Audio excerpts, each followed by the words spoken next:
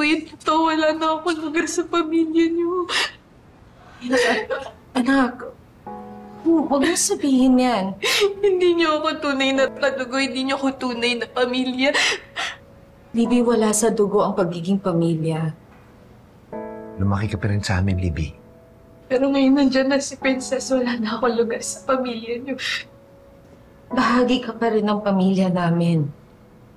Naligtas mo ko, Libby. Ngayon naging mas malinaw na sa akin ng lahat. Kaya pala ayaw mo kong iwan. Kahit pa paano, concerned ka pa rin sa akin. Libby, anak.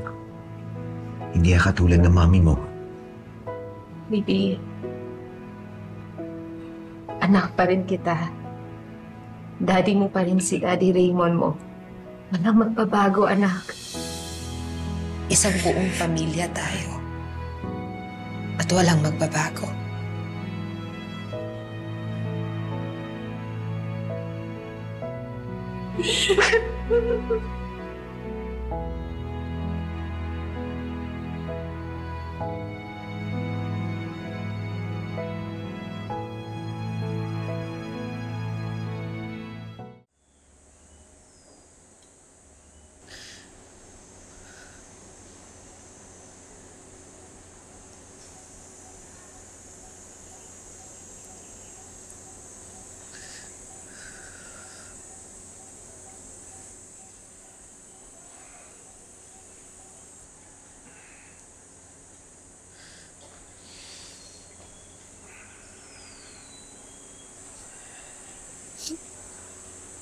Libby?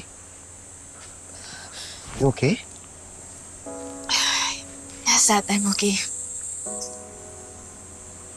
Libby? Kilala kita. Alam ko, hindi madali para sa itong sitwasyon na to.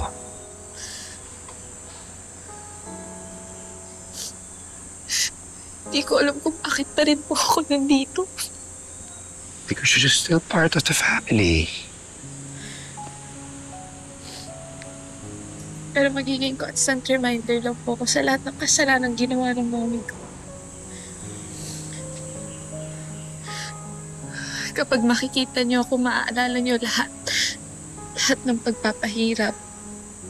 Lahat ng mga kasamaang ginawa niya sa pamilya niyo. Alam ko yun.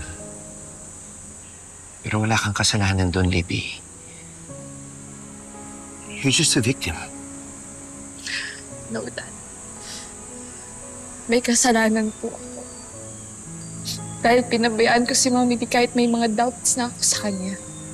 Yeah, pero nanaig pa rin yung concern mo to save Princess, to save us, your family. Pero Dad, enough ba yun?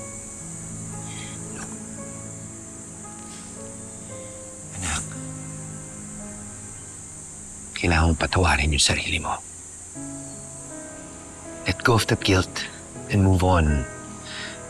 And always remember, para sa amin ng Mami Charlene mo, you're still one of our daughters. Okay?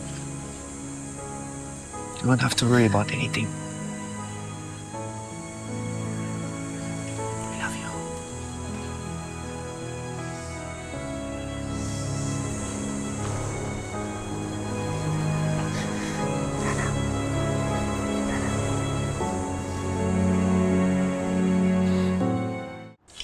Ma, I just talked to our lawyer and then sabi nila dininay daw yung bail ni Divina. Dadali na siya sa city jail. Aba, dapat lang. Patong-patong yung kasong haharapin niya, no? My God, so much murder. Hindi pa rin ako makapaniwala na pinabayaan ko siyang maka-invade dito sa buhay natin. Okay na yan. Ang importante, wala na si Divina. Pero may isa pa po siyang kasabot na hindi pa nahuhuli. Yung kasama po niyang lalaki nung matake sa amin. Anak, wala na silang magagawa dahil wala na si Divina. Na kay Divina ang pondo at plano ng kasamaan nila. Yung iniisip ko lang ngayon yung anak natin, si Libby. Teka, ano nga palang plano ninyo kay Libby? Alam kong hindi madali itong pinagdadaanan niya ngayon, lalo na't nanay niya pa rin si Divina. Are you saying na kumakampi pa rin yan si Libby doon sa kriminal na yon? No, ma. Iniisip ko lang yung damdamin niya. Hindi madali sa kanya to lahat na nangyayari ngayon. Don't worry. I already talked to her. I assured her na wala namang magbabago. Kaya niya po, Daddy. Tutulungan ko rin po siya.